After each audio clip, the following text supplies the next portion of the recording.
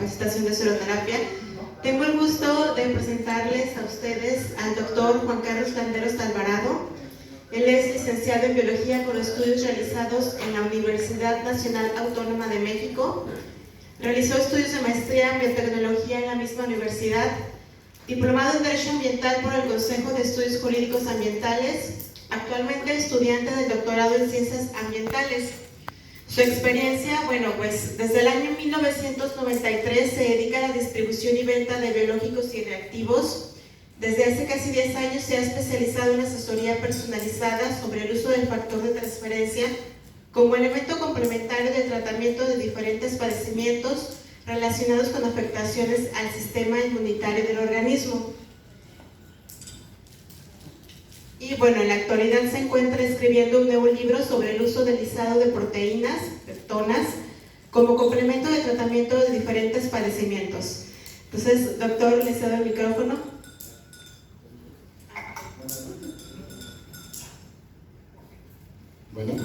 Buenos días. Sí me gustaría hacer la pequeña aclaración de que no soy doctor, porque si no, allá van a estar, qué bueno que no pusieron jitomates por allá atrás. Entonces, por eso adelante, estudio biología, después hice un posgrado de ciencias y actualmente estoy estudiando un doctorado. Y me he movido mucho en la cuestión de cuestiones de biológicos y reactivos desde hace muchos años y en factor de transferencia específicamente desde hace aproximadamente unos 10. La razón de explicarles todo esto es porque, por lo que yo desde ahí que tengo el gusto de acompañarlos, he visto que el nivel del grupo y es muy alto. Me siento muy honrado de poder estar compartiéndoles esta información, pero también aclararles que como no soy médico, a lo mejor algunas cosas que yo pueda decir, no quiere decir que voy a decir barbaridades, espero que no, pero sí que de alguna manera, al no ser médico, pues mi parte de cómo lo estoy planteando este tema es del área biológica y sobre todo del área de la parte de la experiencia que hemos tenido durante estos años en el uso del factor de transferencia. Y también mi idea en esta plática que voy a compartir con ustedes en esta mañana es tratar de homologar la información con respecto a lo que es el factor de transferencia, lo que sí puede llegar a ser y lo que no, a sus alcances. Básicamente esa es la idea. Muchas veces nosotros nos encontramos cuando estamos platicando con algunas de las personas que se acercan a pedir información, que nos dicen, es que, el factor de transferencia se lo dije a mi médico y mi médico me dice, que no sirve para nada. Entonces, nuestra postura siempre es, nosotros siempre le decimos, el médico lo ve de una manera integral y pues es su médico, pues haga el caso a su médico.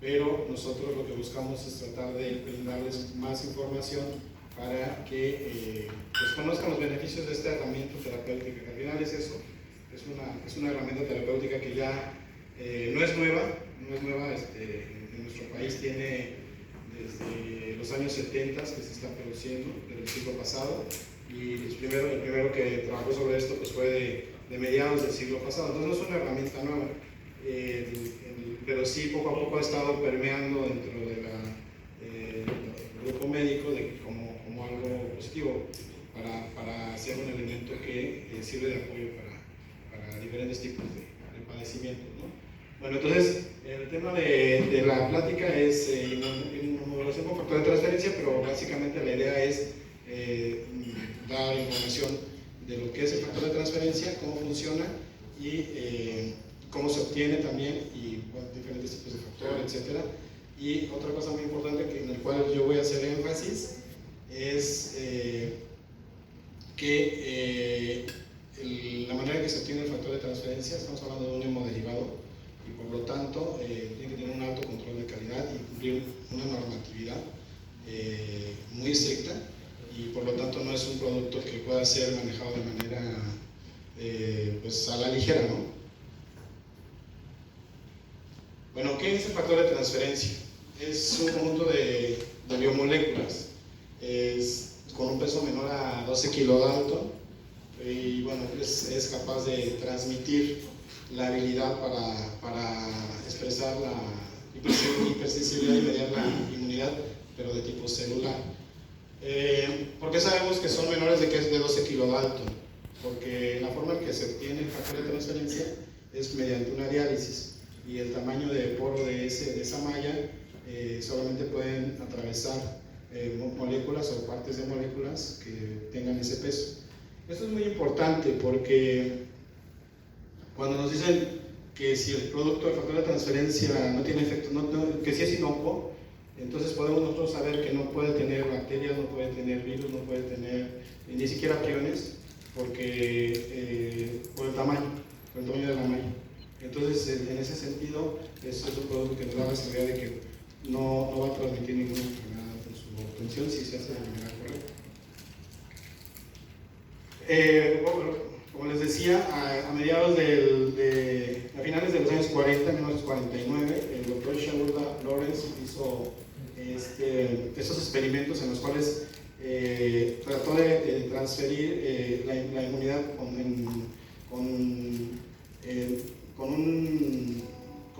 un lisado que hizo a través de leucocitos, y hizo pruebas con tuberculosis y vio que la respuesta, con tuberculina, y vio que la respuesta era favorable. Entonces, por eso se le llamó en un inicio extracto dializado de leucocitos, o extracto dializado leucocitario, es en sus siglas por inglés LDE. Y bueno, él lo que vio es que se estaba transfiriendo lo que es la inmunidad de una persona a otra, pero no sabía qué era. Entonces dijo, bueno, pues es algo que está pasando, se está transfiriendo esta inmunidad, pero no sabemos qué es. Entonces vamos a ponerle factor o factores, y por eso desde ahí viene la palabra de factores de transferencia. Y en realidad, porque son un conjunto de moléculas. Una vez que ya empezó a hacerse pruebas de que estaba funcionando para transferir inmunidad a pacientes, a personas con diferentes enfermedades, lo que se buscó fue hacer en ese tiempo yo pienso que no había muchas posibilidades de saber exactamente qué moléculas eran las que estaban constituyendo el factor de transferencia, como esta nueva herramienta. Y se dirigió más la investigación a decir, bueno, está funcionando para tal enfermedad, vamos a probarla ahora para otra enfermedad. Y empezaron a probarla hasta en diferentes padecimientos, todos relacionados con afectaciones con el sistema inmunitario, pero no se metieron de lleno, y de hecho hasta la fecha, estamos hablando de cuántos, 50, casi 70 años, y no se ha metido nadie a decir, bueno, qué moléculas son, exactamente qué son, y para simplemente saber exactamente qué es, y entonces ya nada más separarlo y trabajar obviamente sobre eso. No, sí, una mezcla de Ajá. Es lo que es una... transferrina, se parece a la no creo que sea hoja, pero es una carga referencia, porque en realidad es factor de transferencia no es una molécula, sino es un método de obtener muchas moléculas. Exacto. Entonces se han encontrado citocinas, se han encontrado fragmentos de péptidos, en este caso más relacionados me decía el doctor Juan Padierna en alguna ocasión, que podrían ser fragmentos de anticuerpos, y bueno, básicamente es esa combinación, ¿no? Y más que moléculas así, pueden ser los mismos fragmentos. Ahorita vamos a ver por qué, su manera de obtención.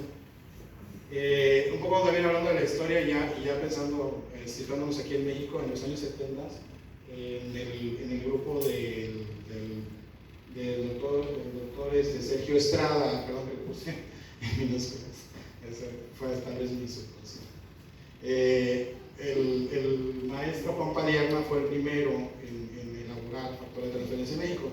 Él nos cuenta la historia de que él estaba todavía haciendo su estudio de maestría y estaban tratando de obtener factor de transferencia, y el doctor Estrada le dijo que si podía, le dio el artículo de Lawrence y le dijo que si podía elaborarlo. Y entonces, primero que si le entendía el artículo, no, pues sí le entiendo, ¿lo puedes hacer? No, pues sí lo voy a hacer. Si lo puedo hacer, le digo, pues hazlo. Y entonces él fue el primero que empezó a obtener factor de transferencia en nuestro país. Pero estaba dentro del grupo del doctor Sergio Estrada. Entonces, como era dentro del grupo, bueno, entonces de ahí nace, ¿no? la idea del factor de transferencia, de hacerlo. Y bueno, por eso viene, todos o muchos sabemos o escuchamos que el factor de transferencia, bueno, en México está relacionado con el Instituto Politécnico Nacional, ¿no? Que es donde está el grupo del doctor Estrada. Entonces esto fue en los 70s, pero de esa manera, en ese tiempo se obtenía de una manera muy rústica, una muy pequeña cantidad, y entonces las dosificaciones que se establecían en ese tiempo pues eran o sea, un factor, una unidad, pues a lo mejor una vez al mes, ¿no? Porque se obtenía muy poco.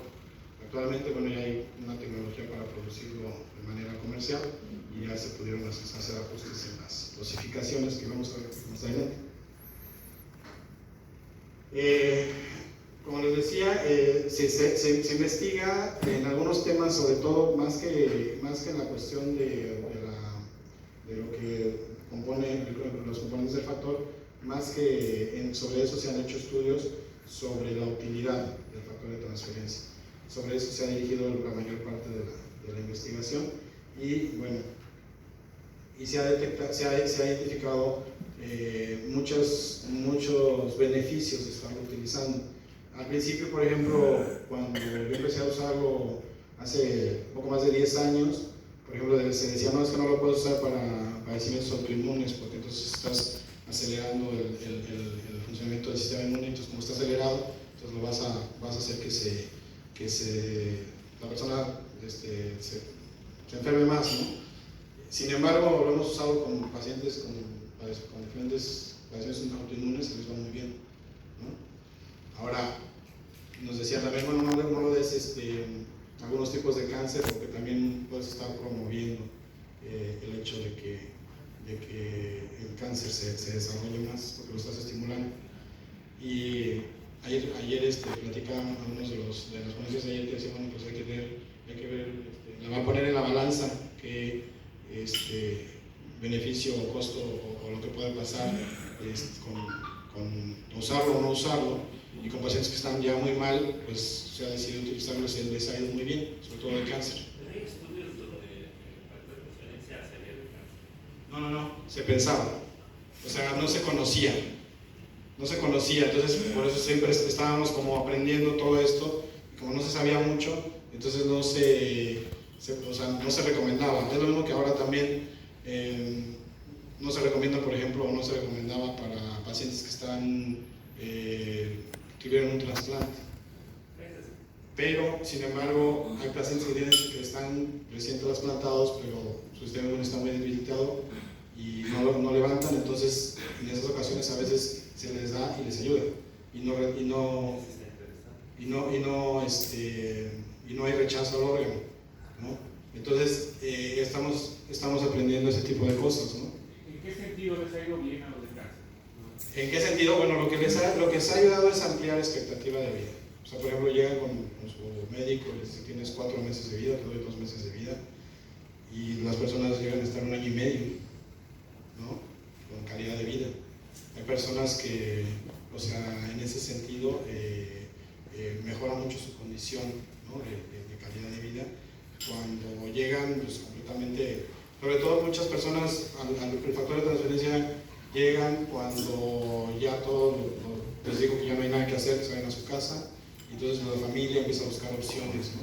Pero ya pasaron por la quimioterapia, radioterapia, ya avanzó mucho la enfermedad, entonces ya llegan muy debilitados, y entonces pues, lo que podemos hacer es, el daño no te va a hacer, date la oportunidad de utilizarlo, y en base a eso lo que hemos visto es que les da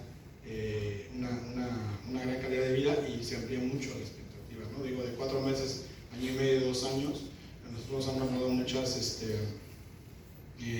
notas, ¿no? De agradecimiento, sobre todo a las familias, que dicen, bueno, pues tuve a mi familiar, o sea, 2 años, bien, y o sea, no necesariamente solamente por factor de transferencia, sino otras herramientas que usaron, pero que tomaron la decisión, ¿no? Entonces, de alguna manera, pues eso es una forma de decir, bueno, que sí les está yendo bien o mejor, ¿no? Nada más como comentario, doctor, fíjense que yo lo vi con un familiar. Les ayuda mucho a disminuir todos los síntomas de la quimio y la radio. O sea, todo lo agresivo que es eso que es muy mal. Cuando empezaron a tomarlo, sí les daba, pero no les daba como cuando no tomaban esa transferencia. Entonces sí tiene cierto beneficio con ellos. Y les da apetito y otras cosas, ¿no? De hecho, el manejo actual en muchos casos es el inmunoterapia. La inmunoterapia se está usando en muchos institutos ya de prestigio, donde los pacientes a través de la inmunoterapia tienen una respuesta favorable y les ataca el cáncer. La fortalecemos el timo para que tu timo ataque el cáncer. Eso es un hecho. Eso lo está manejando mucho la cardiología, el América Sur, muchos hospitales ya. Sí, yo tengo también como unos 15 o 20 años de transferencia. Yo lo que he visto es que es súper útil para el cáncer de oncogenia viral. Híjole, todos los que son de origen viral, es así. Sería, perdónenme, yo los demandaría por no haberse lo prescrito. Yo los profesor no les falta el examen profesional. O sea, es de elección para un paciente con problemas de cáncer viral. Y desde luego que todos los demás, a lo mejor en los cánceres así, de tipo endógeno, o que no sabemos por qué, no le pasa nada, le va a ayudar como dices tú, en todo eso, pero a lo mejor no tiene efecto, pero los de origen viral, yo los llegas a eliminar solito el factor, solito. Y en ese sentido, tú que has tenido ya últimamente más experiencia en esto, ¿qué experiencia tienes? Porque había hecho de que, como siempre, es a los contrarios de las tres que... dicen... Chascarrillo nuestro presidente. Oye, de los pacientes con HIV y con SIDA, porque según saben decir que se trata de transferencia, pues te grabas. Lo cual yo creo que no, pero sí, nosotros hemos tenido mucha experiencia con pacientes con HIV, seropositivos y con SIDA, y les va bien, o sea, porque el hecho de que estén tomando el factor de transferencia les disminuye la posibilidad de que estén presentando infecciones, les da calidad de vida, les da energía, vitalidad. La razón no la sabemos todavía, no sabemos todavía por qué una persona que toma factor de transferencia pues empieza a sentir mejor energéticamente, o sea, con más vitalidad. Pero sí hemos visto muchos casos de pacientes con VIH que les va muy bien. Aquí el problema que nosotros hemos detectado es que nosotros recomendamos dosis de mantenimiento, y vamos a ver cuando hablamos de las dosis, y tal vez la razón principal es la cuestión económica, pero abandonan y bueno, lo que hemos visto es que mientras mantienen el factor de transferencia llegan a una meseta, se mantienen ahí bien mientras estén tomando el factor con cierta regularidad, pero al momento que abandonan, eventualmente decaen.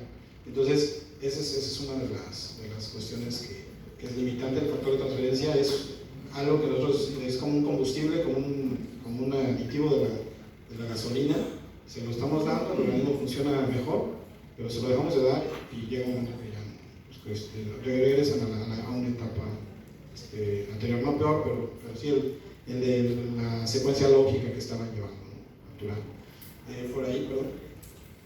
A propósito de comentario que hicieron del manejo de SIDA, también tendría mucho efecto en infecciones por VPH. ¿Por VPH? Sí, por VPH nosotros tenemos muchísimas personas, es muy curioso porque casi todas las personas que nos contactan, la mayoría son mujeres, y nos mandan por WhatsApp, ¿no? La información nos preguntan por WhatsApp, y entonces nosotros desea que le llamen por teléfono para dar la asesoría.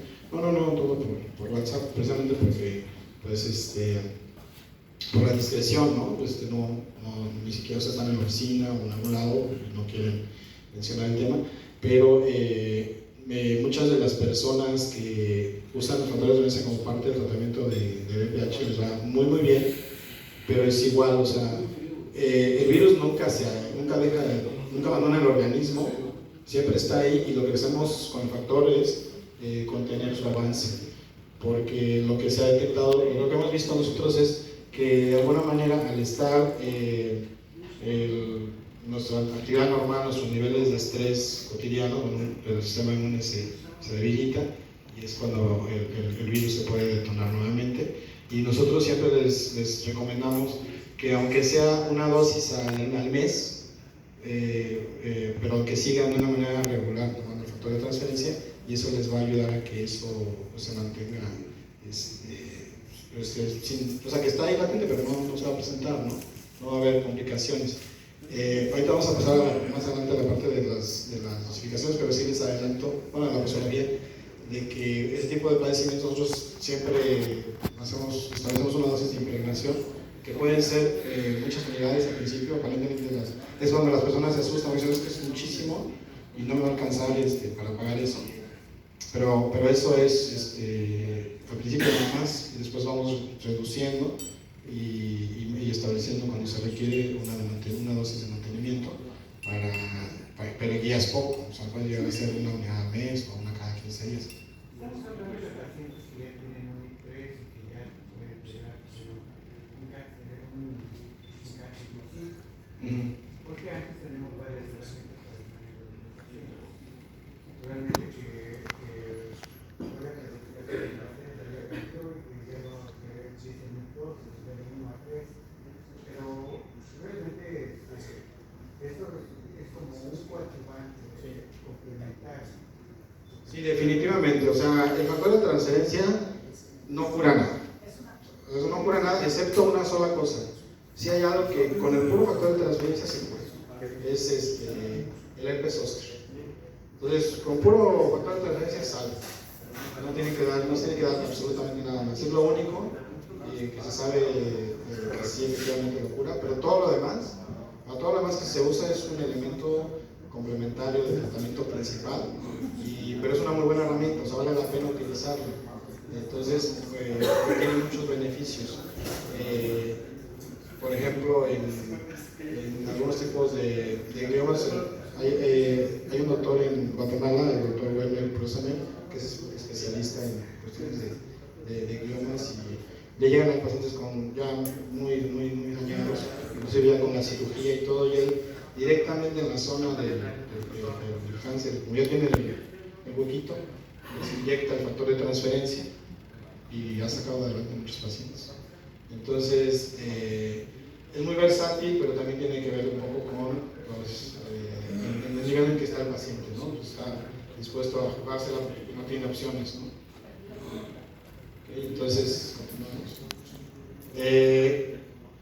Hubo muchos estudios posteriores después de su origen, sobre todo relacionados a diferentes tipos de padecimientos, y bueno, pues sí se encontraron muy buenos resultados, ¿no? Diferentes padecimientos, como en este caso, un caso de Wisconsin, y bueno, finalmente de ahí se buscaron otros padecimientos en cuales se podía ayudar, y les mencionaba que bueno, los factores de transferencia son pequeños fragmentos, ¿no? de cadenas de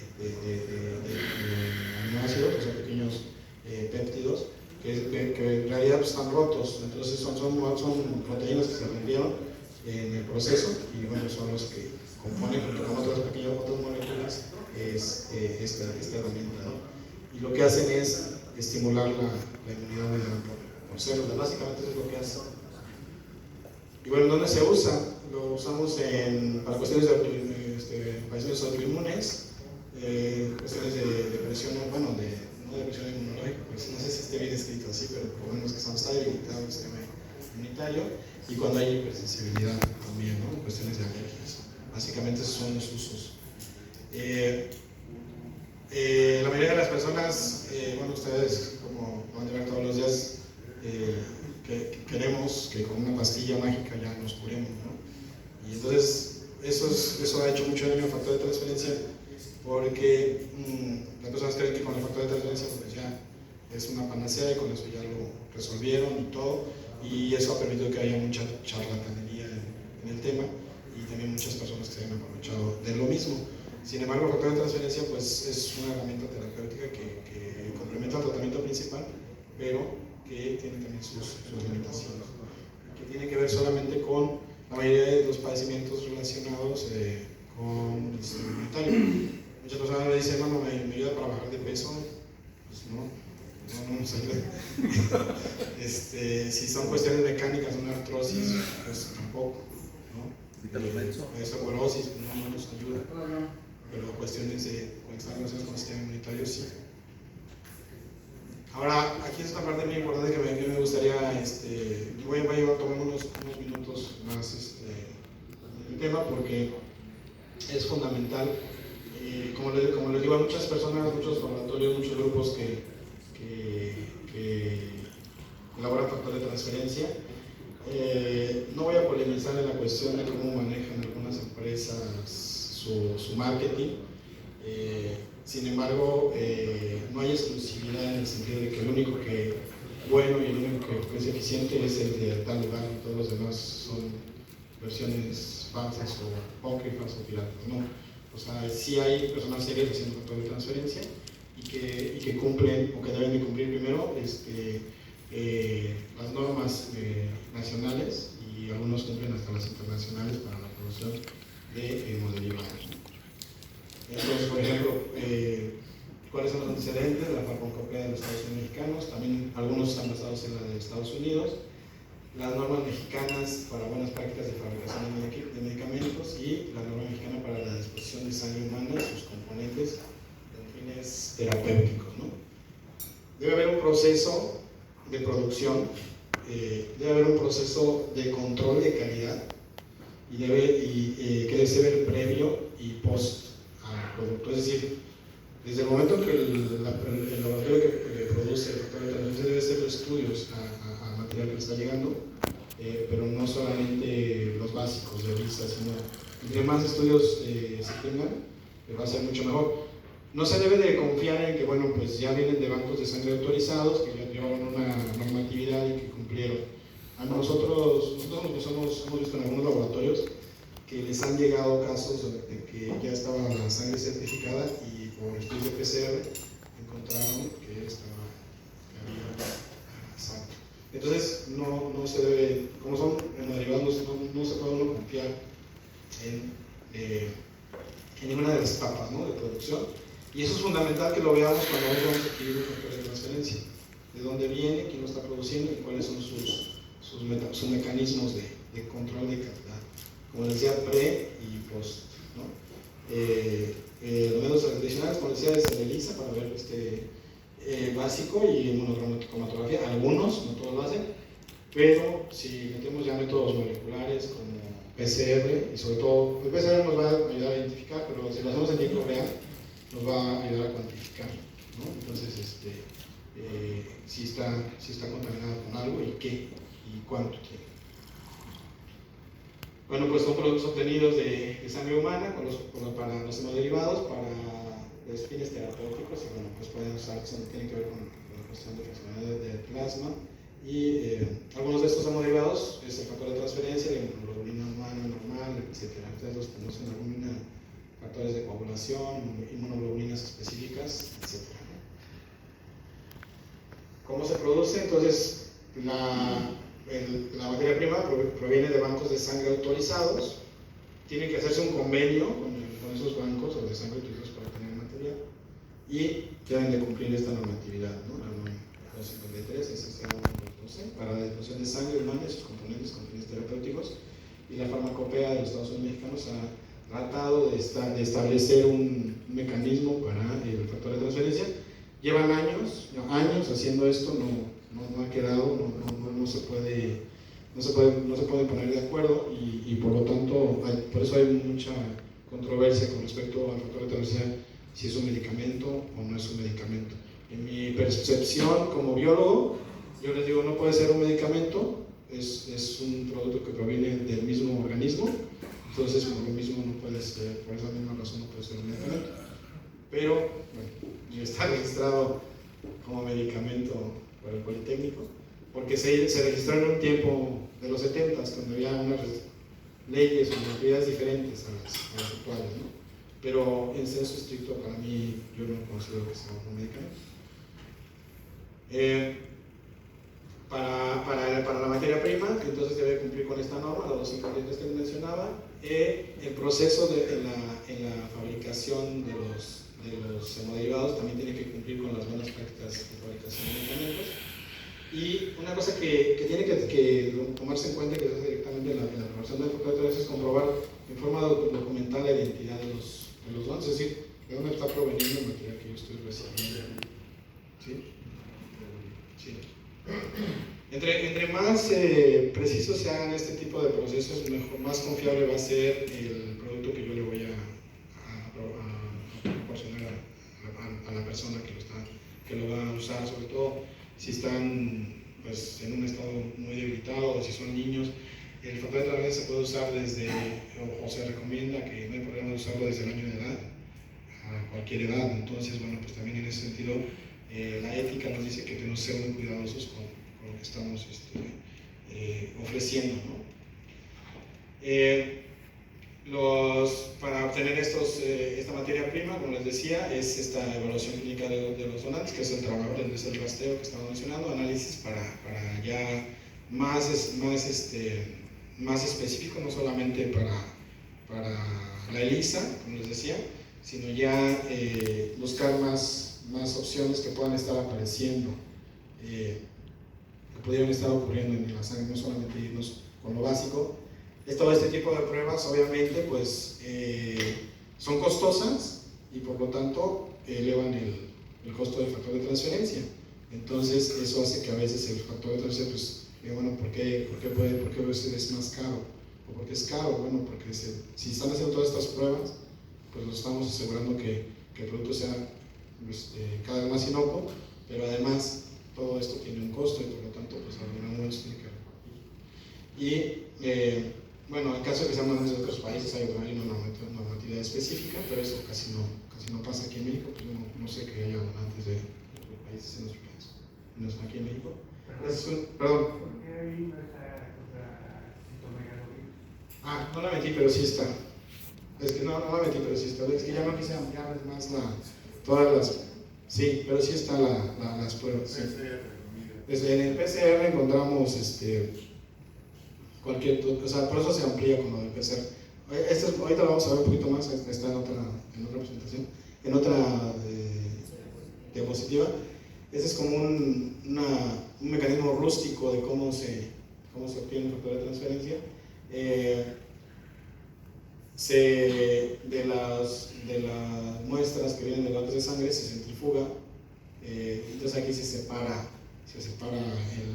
el plasma